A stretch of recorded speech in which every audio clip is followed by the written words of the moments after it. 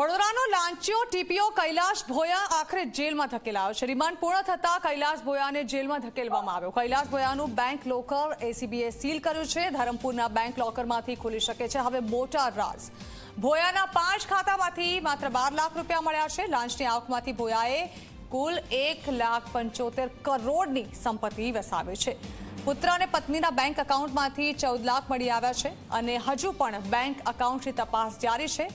હજુ પણ વધુ સંપત્તિ મળે તેવી શક્યતાઓ। વધુ માહિતી આપવા સંવાદદાતા રવિ અમારી સાથે જોડાયેલા છે। રવિ, લાંચિયો અધિકારી કરોડોની વસાવી છે પ્રોપર્ટી, જો કે બેંક એકાઉન્ટ્સમાંથી માત્ર 12 લાખ હાથે લાગ્યા છે। જાણવા માંગુ છું ક્યાં પહોંચી છે આ તપાસ કાર્યવાહી? બિલકુલ વાત કરવામાં આવે તો જે રીતના લાંચિયા ટીપીઓ કેએલ ભોયા છે તેના રિમાન્ડ પૂર્ણ થતા તેને જેલમાં ધકેલવામાં આવ્યો છે અને 3 દિવસના રિમાન્ડ દરમિયાન એસીબી દ્વારા તેને વિવિધ જગ્યા પર રાખીને તપાસ કરવામાં આવી, જેમાં એસીબીએ કેએલ ભોયાનું બેંક લોકર જે છે તે સીલ કર્યું છે। સાથે જ જે ધરમપુરનું બેંક લોકર છે તે ધરમપુરના બેંક લોકરમાં કેએલ ભોયાને સાથે રાખીને તેમાં તપાસ કરવામાં આવશે અને તે દરમિયાન મોટા ઘટસ્ફોટ પણ સામે થઈ શકે છે।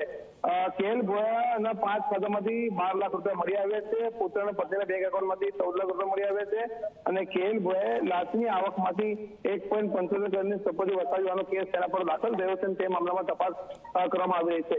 પરિવારજનો અને નામે કુલ 4,33 કરોડ રૂપિયાનું રોકાણ અને ખર્ચ કર્યા હોવાનું પણ એસીબીની તપાસમાં સામે આવ્યું છે। તે ઉપરાંત 56.7% મિલકત કેએલ ભોયાએ ભ્રષ્ટાચારથી વસાવી હોવાની પણ એસીબીની તપાસમાં વિગતો સામે આવી છે। આમ કહી શકાય કે આ સમગ્ર આખા મામલામાં એસીબી 3 દિવસમાં અનેક રાજ પરથી પડદા ઉઠાવ્યા છે અને હજુ પણ ધરમપુર ખાતે જે બેંક એકાઉન્ટ તે સીલ કરવામાં આવ્યું છે તેની તપાસ થશે ત્યારે તેના પાસે પણ મોટા રાજ સામે આવી શકે છે। જી બિલકુલ રવિ, આભાર।